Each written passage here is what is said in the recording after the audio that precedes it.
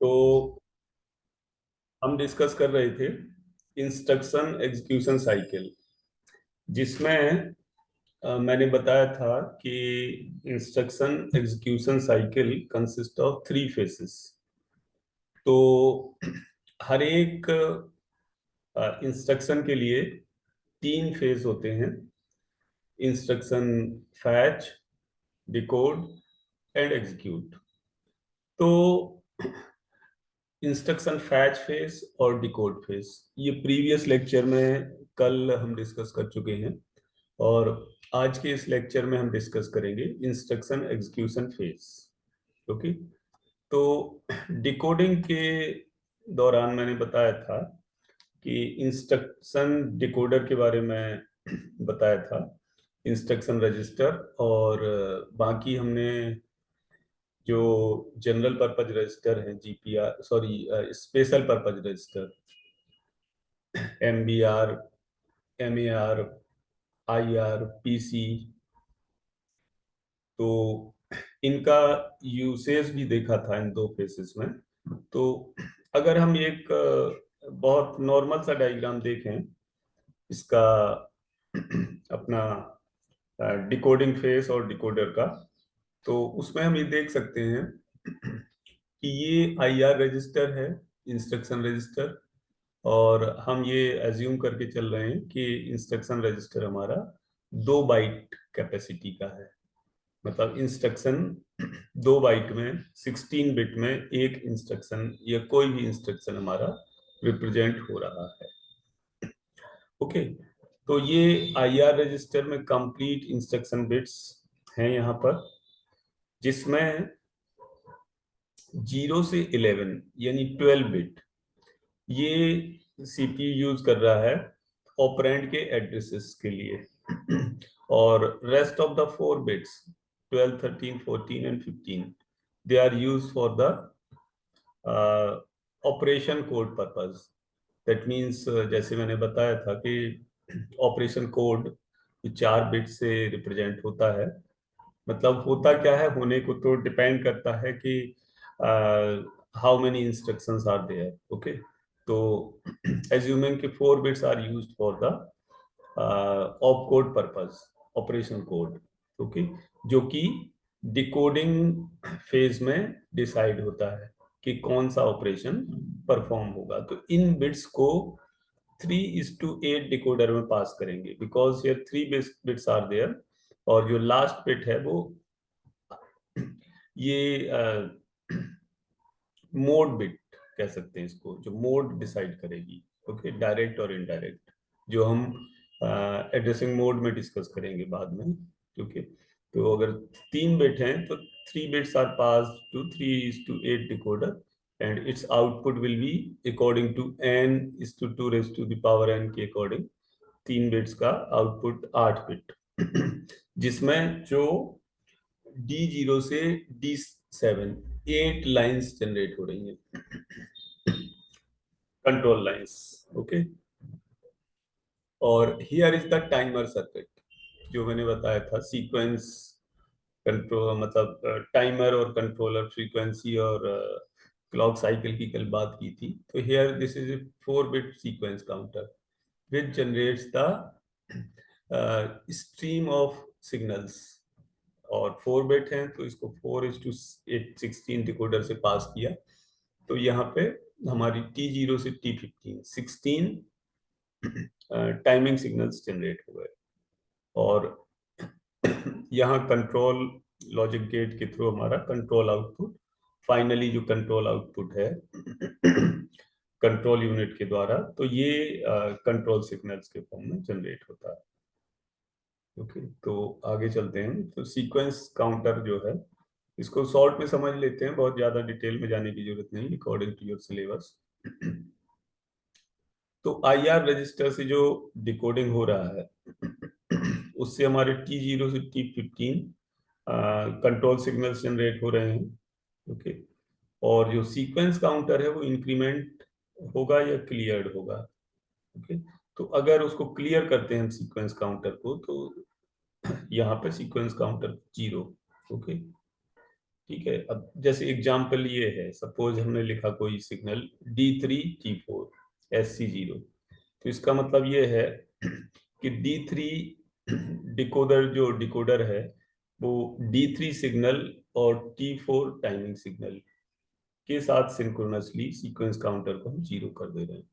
ठीक है, तो इसको डिटेल्स में ना जाके और हम आते हैं अपने मेन डिस्कशन पर, एग्जीक्यूशन फेज में। ओके। तो फैच फेज जो कल बताया था मैंने, तो एक तरह से यहाँ पे हमारे 16 timing signals clock cycle generate हो रही हैं। तो हम ये कह सकते हैं कि T1 क्लॉक साइकिल में हमारा प्रोग्राम काउंटर से कंटेंट्स एमएआर रजिस्टर में आ रहे हैं। प्रीवियस लेक्चर में मैंने बताया था कि एमएआर रजिस्टर रीड करेगा हमारा मेमोरी के उस लोकेशन को जहां से इंस्ट्रक्शन फैच होना है। ओके। तो ये एड्रेस पीसी रजिस्टर से एमएआर में आएगा, फिर एमएआर से एड्रेस बस से होकर जाकर एमएआर से एड्रेस बस से होकर जाकर मेमोरी से इंटरेक्ट होगा, और मेमोरी से जो कंटेंट्स आएंगे, ये जो मीनिंग है memory pointed by MAR, M bracket MAR, this means, इसका मतलब क्या है कि memory pointed by MAR register. तो जो मेमोरी एमएआर रजिस्टर के द्वारा पॉइंट हो रही है, उस मेमोरी से कंटेंट्स एमबीआर रजिस्टर में आएंगे T2 टाइम पर, मतलब T2 क्लॉक साइकिल। और T3 क्लॉक साइकिल में हमारा आईआर रजिस्टर में वो एमबीआर से कंटेंट्स आ जाएगा, क्योंकि मेमोरी से जो रीड हुआ है वो इंस्ट्रक्शन है, एमबीआर में आया और एमबीआर से फिर आईआर में आ गया वो। और पीसी को एक से इंक्रीमेंट कर दिया, PC equals to PC+1, program counter register को। तो जैसे कल मैंने बताया था कि program counter register is incremented to point to the next address, यानी नेक्स्ट एड्रेस मींस कि address of the next instruction, क्योंकि PC register always points to the next instruction to be executed, जो नेक्स्ट इंस्ट्रक्शन एग्जीक्यूट होने वाला है। Okay. तो ये T1 T2 T3 ये डिफरेंट क्लॉक साइकिल है। फिर नेक्स्ट क्लॉक साइकिल में डिकोडिंग। ओके। तो अब डिकोड फेज को अगर हम सिंबॉलिकली लिखें तो हम लिख सकते हैं कि किसी टाइम टी पर ये D0 से D7, ओके, ये आउटपुट आया जो आईआर रजिस्टर की 12 to 14 3 बिट्स को डिकोडर में पास किया था, उसका आउटपुट ये आया। और आईआर रजिस्टर की जो 12 बिट्स हैं, 0 से 11 12 बिट्स, वो एमएआर रजिस्टर में पास कर दी है। वो पास क्या कर दी, this is basically an address. तो एमएआर रजिस्टर में एड्रेस आएगा, और ये एड्रेस, इस एड्रेस जो मेमोरी का एड्रेस है, अब एमएआर से एड्रेस बस के थ्रू मेमोरी से इंटरेक्ट होगा। ओके। तो अब आते हैं हम एग्जीक्यूशन फेज पर। तो हम जो है प्रीवियस 2 फेजेस डिस्कस कर चुके हैं, और तीसरा जो फेज है हमारा इंस्ट्रक्शन एग्जीक्यूशन साइकिल का, वो है एग्जीक्यूट फेज। तो अब जो कंट्रोल यूनिट है वो कंट्रोल सिग्नल जनरेट करता है, और ये कंट्रोल सिग्नल उस फंक्शनल यूनिट को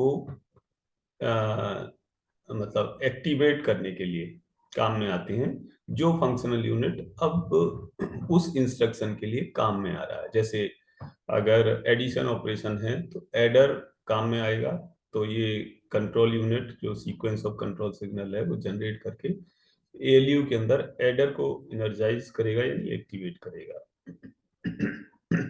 तो टास्क हमारा कोई भी हो सकता है जिसके लिए control unit control signal pass करता है, जैसे रीडिंग वैल्यूज फ्रॉम रजिस्टर्स। किन 2 जीपीआर से वैल्यूज रीड होनी है, रीड क्या होनी है, एक तरह से अगर एडिशन ऑपरेशन होगा तो 2 वैल्यूज 2 रजिस्टर में आ चुकी होंगी, और उन 2 रजिस्टर को कंट्रोल सिग्नल पास करना होगा कंट्रोल यूनिट द्वारा, जिससे वो 2 वैल्यू एएलयू को अवेलेबल हो जाएंगी और समेशन हो जाएगा। फिर इन 2 वैल्यू को एएलयू में पास करना है। ओके। और नेक्स्ट एलयू में पास करके फिर वो एडर अपना वर्क करेगा, फाइनल रिजल्ट भी किसी एक रजिस्टर में स्टोर होगा और इस रिजल्ट को किसी रजिस्टर या मेमोरी में राइट करना है। ओके,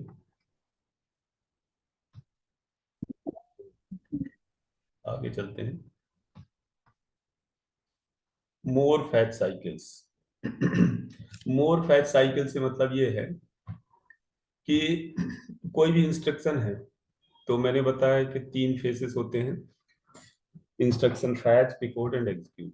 लेकिन इनफैक्ट अगर देखा जाए तो इंस्ट्रक्शन तो मेमोरी से फैच हो जाएगा।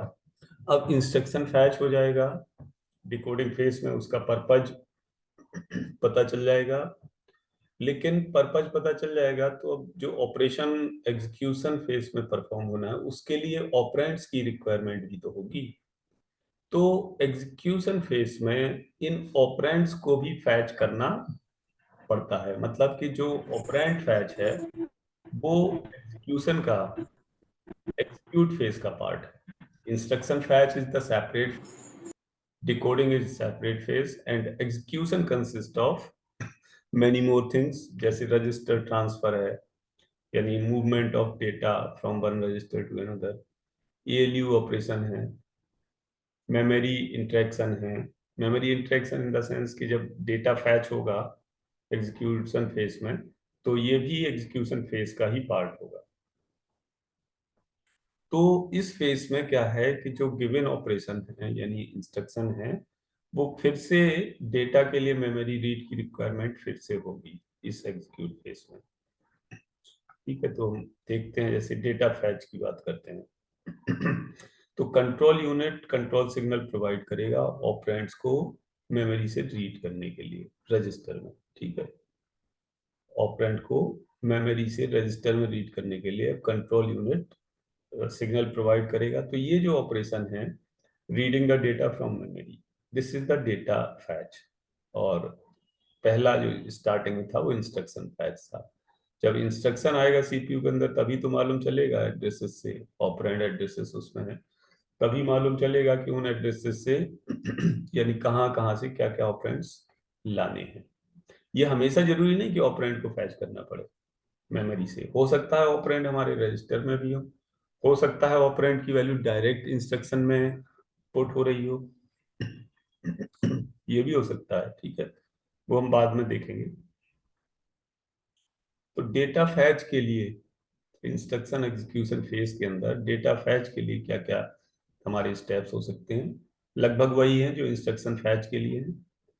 बस यहाँ अंतर वहां पे आएगा जब एमबीआर रजिस्टर में इंस्ट्रक्शन आ जाता था हमारा, इंस्ट्रक्शन फैच फेज में जो इंस्ट्रक्शन आता था फाइनली वो एमबीआर रजिस्टर में आता था, तो एमबीआर से फिर आईआर में आता था इंस्ट्रक्शन फैच के केस में। लेकिन यहाँ डेटा फैच के केस में एमबीआर रजिस्टर में जब डेटा आ जाएगा तो वो आईआर रजिस्टर में ना जाकर किसी जनरल पर्पज रजिस्टर में जाएगा। ओके, तो जो डेटा फैच के स्टेप्स हैं वो ये हैं कि पहले आईआर रजिस्टर फैच होता है। ओके, अब यहाँ पे एक टर्म आ रहा है इनडायरेक्ट एड्रेस इज देयर। तो इनडायरेक्ट एड्रेस और डायरेक्ट एड्रेस ये हम एड्रेसिंग मोड में पढ़ेंगे। इनडायरेक्ट एड्रेस से मतलब यहाँ इतना समझ सकते हो कि जब मेमोरी टू मेमोरी रीड होती है यानी एक मेमोरी रीड हुई और उस मेमोरी पे फिर से एड्रेस मिला, जैसे पॉइंटर के केस में होता है कि value at an address. Okay, value at an address, एक तो डायरेक्ट वैल्यू और दूसरा एड्रेस पे जाके फिर एड्रेस मिलेगा तब वैल्यू मिलेगी पॉइंटर के केस में। ओके, इसको हम बाद में समझेंगे। तो अब जो है, हाँ, मैंने बताया कि रिजल्ट हमारा एमबीआर में आ जाएगा। एमबीआर में मतलब मेमोरी से जो रीड हुए हैं कंटेंट्स डेटा वो एमबीआर में आ जाएंगे और ऑपरेशन के लिए एमबीआर से ये फिर जनरल पर्पज रजिस्टर में जाएंगे। अब ऐड इंस्ट्रक्शन का एग्जांपल हम समझते हैं कि ऐड इंस्ट्रक्शन है अगर मतलब कि इंस्ट्रक्शन हमारा फैच हो चुका है मेमोरी से एमबीआर से आते हुए आईआर में आ गया, डिकोडिंग परफॉर्म हो गई। डिकोडिंग के बाद मालूम चला कि वो ऐड इंस्ट्रक्शन है। ओके, तो अब क्या होगा? तो अब मालूम चलने के बाद कंट्रोल यूनिट, यानी अब दो ऑपरेंड्स को मेमोरी से वन बाय वन फैच करेगा। पहले एक को फैच करेगा, फिर दूसरे को फैच करेगा, और फैच करके एमबीआर से आते हुए जीपीआर रजिस्टर में रख देगा। ओके, एक सेकंड जरा होल्ड करना।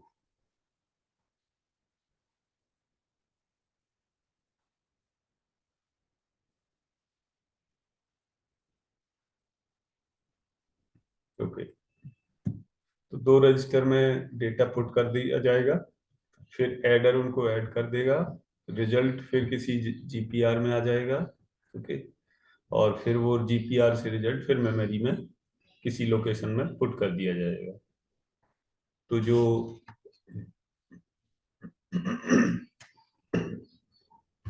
तो अब हम ये देखते हैं कि एग्जीक्यूट फेस में, यानी एग्जीक्यूशन फेस में, जो तीसरा फेस है एग्जीक्यूट, उसमें क्या क्या ऑपरेशन हो सकते हैं। ठीक है, तो इसमें कई टाइप के ऑपरेशन परफॉर्म हो सकते हैं, जैसे यहाँ लिखे हैं 5 टाइप के, कि मेमोरी रीड राइट, मतलब जो अब अभी हमने डेटा को फैच किया, reading data from memory. Input output operation भी इसी का पार्ट है, जैसे प्रोग्राम हमारा डिकोड हो गया सब कुछ, अब input output operation, input output values provide करी जानी है। देखिए, रजिस्टर ट्रांसफर, यानी एक रजिस्टर से दूसरे रजिस्टर में इंफॉर्मेशन या डेटा ट्रांसफर होगा।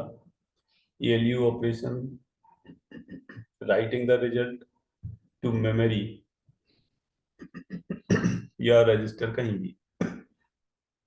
तो जो मेमोरी को रिजल्ट हम राइट कर रहे हैं वो भी इसी का पार्ट है। एक तरह से ये मेमोरी राइट ही है, जो फर्स्ट मैंने लिखा मेमोरी रीड राइट, तो मेमोरी राइट का ही पार्ट है राइटिंग द रिजल्ट। ओके, तो मेमोरी रीड राइट में एक्चुअली क्या है, मेमोरी से जो भी कंटेंट्स रीड होगा वो एमबीआर में आएगा। ओके, और मेमोरी में जो भी राइट होगा वो एमबीआर से होके डेटा बस के थ्रू जाके फिर मेमोरी में राइट हो जाएगा, और किस लोकेशन से डेटा रीड या राइट होगा इसका एड्रेस एमएआर में होगा।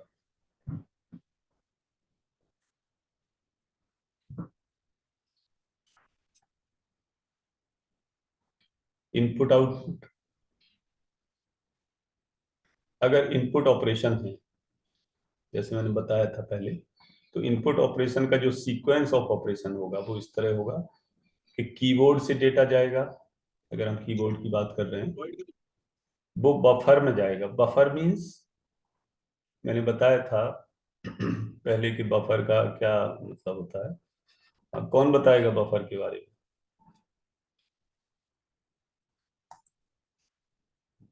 सत्यम,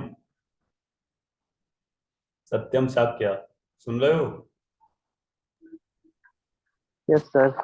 हाँ, बताओ बफर क्या होता है क्लास में, यस सर। मालूम है? नहीं सर। ठीक है, मैंने बताया था कि हर एक डिवाइस की करेस्पॉन्डिंग मेन मेमोरी में एक मेमोरी रिजर्व होती है। तो उसी मेमोरी से जब वो डिवाइस हमारी कंप्यूटर के साथ इंटरेक्ट होती है तो उस डिवाइस की रिजर्व मेमोरी से ही हमारा आदान प्रदान होता है। तो यहाँ पर कीबोर्ड से जब हम कोई इनपुट देंगे तो वो बफर में जाएगा, यानी मेन मेमोरी में जाएगा, कीबोर्ड के बफर में। तो मेन मेमोरी में ही पहुंच गया। मेन मेमोरी से फिर वो एमबीआर रजिस्टर में आ जाएगा एज यूजुअल, जैसे कि मेन मेमोरी से एमबीआर में आ जाता है, और एमबीआर से फिर इनपुट रजिस्टर में डेटा आ जाएगा सीपीयू के अंदर। तो इनपुट आउटपुट वहां पर पॉसिबल है जहां इनपुट और आउटपुट के लिए जिस सीपीयू में अलग अलग रजिस्टर अवेलेबल होते हैं इनपुट और आउटपुट के लिए। जिनमें अलग अलग रजिस्टर अवेलेबल नहीं है वहां पे इनपुट आउटपुट ये रजिस्टर के थ्रू नहीं परफॉर्म होता है। ओके, और इसी तरह आउटपुट ऑपरेशन में क्या होगा कि out R is the register, output register, जिससे डेटा हमारा एमबीआर में जाएगा और एमबीआर से फिर बफर में जाएगा, मतलब मेन मेमोरी के रिजर्व एरिया में उस डिवाइस के लिए, और फिर वहां से आउटपुट डिवाइस में डेटा पहुंच जाएगा। तो this is the procedure for input output. ये सब हम किस में डिस्कस कर रहे हैं? This all these are inside the execution phase. कि एग्जीक्यूट फेज में क्या क्या ऑपरेशन हो सकते हैं। पहला मैंने बताया था मेमोरी रीड राइट, दूसरा इनपुट आउटपुट, तीसरा रजिस्टर ट्रांसफर। तो रजिस्टर ट्रांसफर तो एज यूजुअल हम नॉर्मली देखते ही हैं कि जब भी एक रजिस्टर से डेटा इंफॉर्मेशन हमारा ट्रांसफर होता है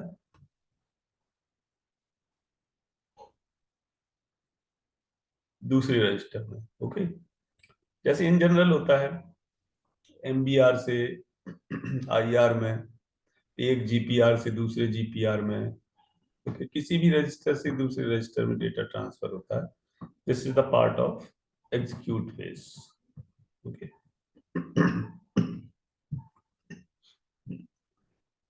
तो ट्रांसफर का मतलब यहाँ पर रजिस्टर के कंटेंट्स एक्चुअल ट्रांसफर से मीनिंग है कि कॉपी हो जाते हैं। जैसे हम हाई लेवल लैंग्वेज में लिखते हैं ए इक्वल्स टू बी या आई इक्वल्स टू जे, तो दैट मीन्स कि जे वेरिएबल के कंटेंट्स आई में भी आ गए, इसी तरह एक रजिस्टर के कंटेंट्स दूसरे में कॉपी हो गए।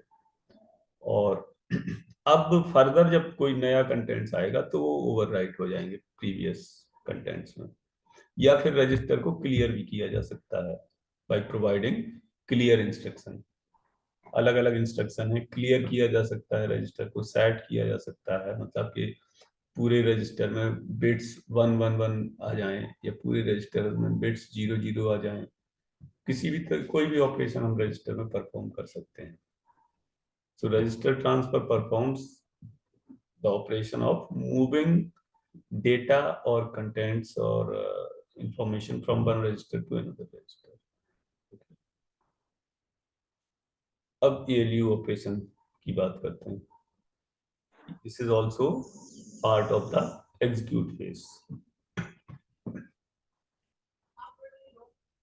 तो कंट्रोल यूनिट एएलयू ऑपरेशन तो ठीक है, कई बार डिस्कस कर ही चुके हैं हम कि ALU is the inbuilt calculator for computer. जहां भी अरिथमेटिक या लॉजिकल ऑपरेशन परफॉर्म होने हैं वहां पर एएलयू हमारा काम में आएगा। Saved arithmetic logical operation comparisons. तो एएलयू के अंदर अलग अलग पार्ट्स, अलग अलग सर्किट होते हैं अलग अलग ऑपरेशन के लिए। जो पार्ट हैं यानी वो सर्किट ही तो है एक तरह से, इलेक्ट्रॉनिक सर्किट। तो अलग अलग सर्किट ऑपरेशन के लिए होते हैं।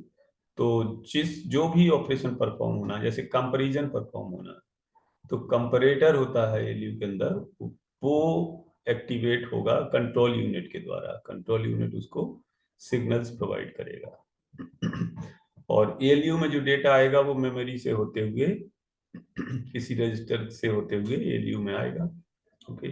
एएलयू के मतलब उस पार्ट से आएगा। सारे रजिस्टर एएलयू के सभी कंपोनेंट से डायरेक्ट कनेक्टेड होते हैं। कॉमन बस के थ्रू सारे रजिस्टर एएलयू के सारे पार्ट से कनेक्ट होते हैं। तो एएलयू उसको कंप्यूट करेगा,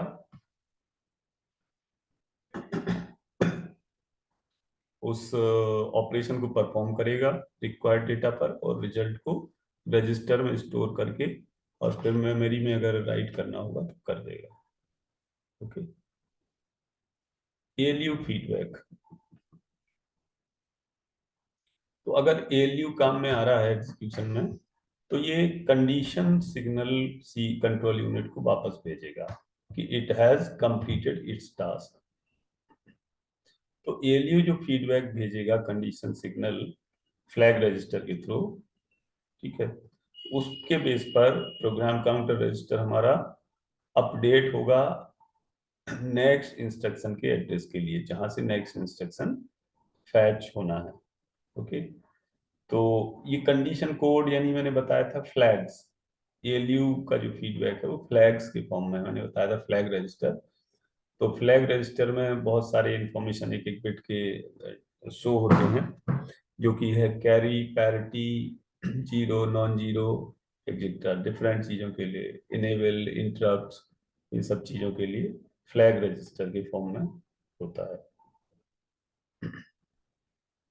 तो जो रिजल्ट जनरेट होगा ALU के द्वारा वो वापस मेन मेमोरी में राइट किया जाता है।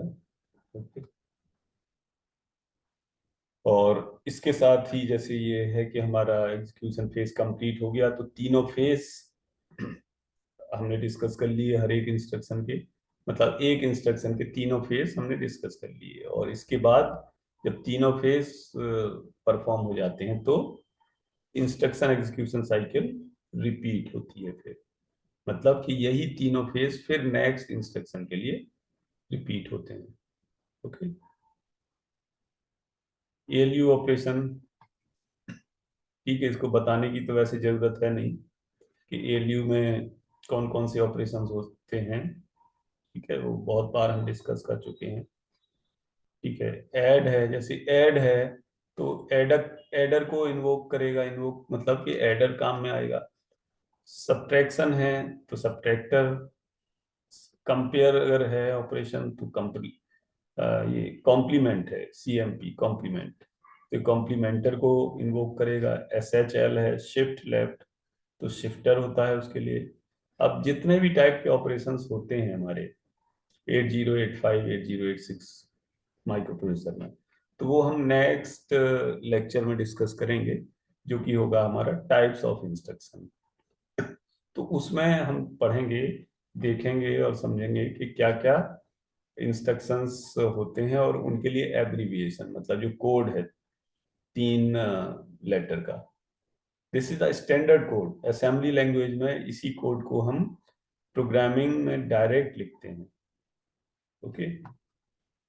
तो और पांचवा जो रह गया था एग्जीक्यूशन फेज में, वो राइटिंग द रिजल्ट था। ओके। तो राइटिंग द रिजल्ट वही है कि ALU के अंदर जो रिजल्ट ऑपरेशन आया उस ऑपरेशन को वापस मेन मेमोरी में रिक्वायर्ड एड्रेस पर भेजना है।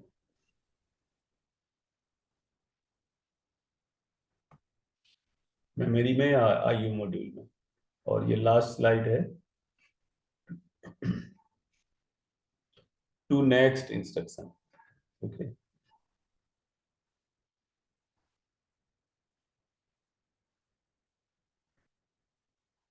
तो नेक्स्ट इंस्ट्रक्शन रेफरेंस मैंने बताया था ना कि इंस्ट्रक्शन में जो जो इंफॉर्मेशन है वो तो हमारा ऑप कोड हो गया, मतलब operation code, addresses for the operands, and lastly the next instruction reference, so that कि अपना प्रोग्राम काउंटर रजिस्टर इंक्रीमेंट हो सके, प्रोग्राम काउंटर रजिस्टर इंक्रीमेंट हो सके जिससे वो नेक्स्ट इंस्ट्रक्शन को पॉइंट कर सके।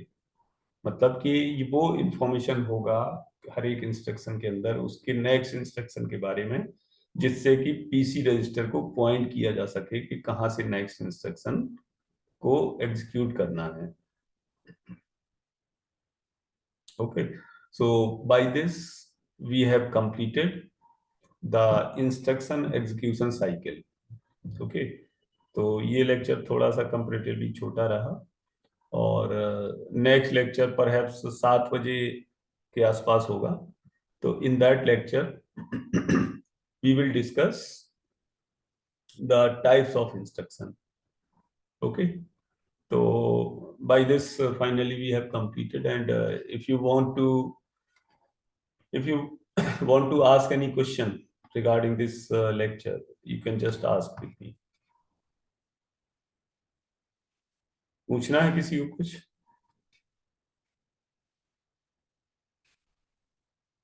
ठीक है, तो मैं इसको बंद कर देता हूँ।